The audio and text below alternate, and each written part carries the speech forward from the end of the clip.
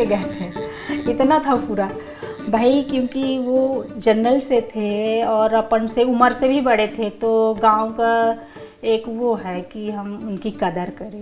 तो वहाँ हमारे सरपंच साहब बोले कि ये कौन है। तो जब हमें कुछ हौसला आया अंदर से, तो हमने उनसे हिम्मत जुटा के बात की, थोड़ा सा इतना करके, और इतना करके हटाए। बोले कि मेरा नाम निर्मला है, मैं आपकी वार्ड सदस्य हूँ।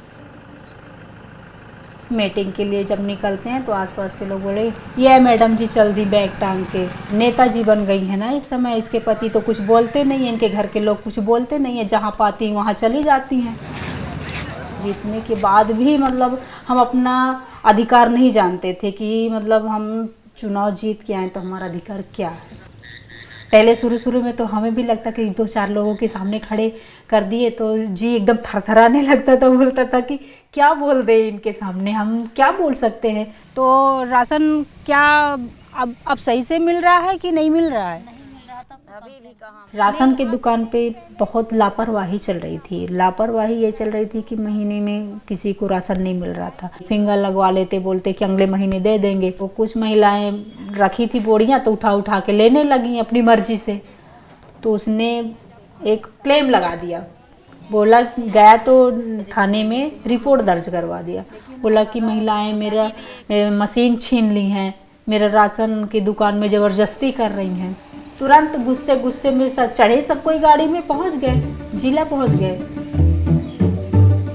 फिर वहाँ कलेक्टर साहब से बात किए, फिर उनको ट्रांसफ़र कर दिए और नए भर्ती करे, और उसमें से हर परिवार को हर महीने राशन का उपलब्धि हो रही है।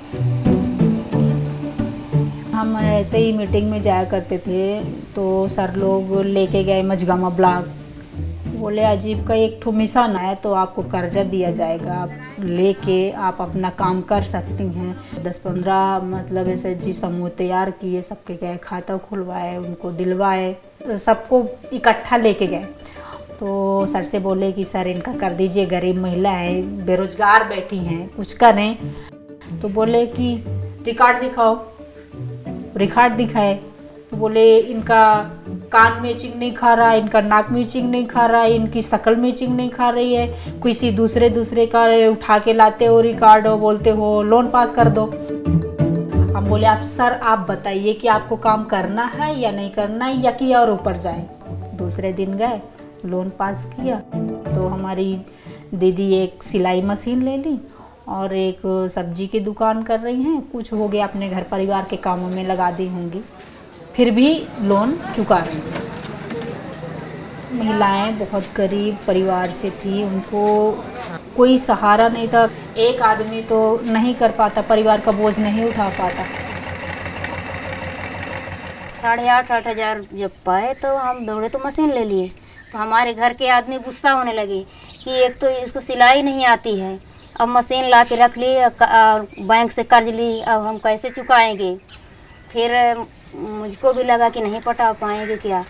तब बना कपड़ा खोल के और फिर वो मैं से कपड़ा काट के और मोबाइल में देख के तो मैं सिलाई करने लगी। 3 महीने से हमारे घर में पैसा आने लगा। तो आज की डेट में, पहले तो आदमी किसी दिन सूप खाना खाता था, किसी दिन नमक रोटी से खाता था। फिर अब जब सिलाई में 100-200 रुपये आने लगी, तब मैं दोनों टाइम नहीं तो एक टाइम में सब्जी से खाना खाती। लोगों को ताना मारते थे कि एक दिन इसकी घरवाली चली जाएगी, कहीं भाग जाएगी। मैं कहूँ ठीक है, मेरा भी दिमाग में खुले दिमाग का होगा, मैं कहूँ जाएगी जहाँ जाएगी। अब मैं उसको आज़ाद कर दिया हूँ, वो अपना काम करे। बहुत सारी महिलाएं भी इसके साथ जुड़ गई, मुझे भी खुशी हुई। इनको एक चिड़न पैदा होती इनके मन में कि हम ऐसा नहीं करते, हम अपनी पत्नी को दबा के रखते हैं, ये क्यों नहीं दबाता। दिमाग में बात हमारी ये रहती थी कि हम अपना काम करते रहेंगे, सुननी किसी की नहीं है, करनी अपनी मर्जी की है। काम ऐसा करके जाए कि अपने को भी लगे कि हम कुछ करके आए और सामने वालों को भी लगे कि वो कुछ करके गए।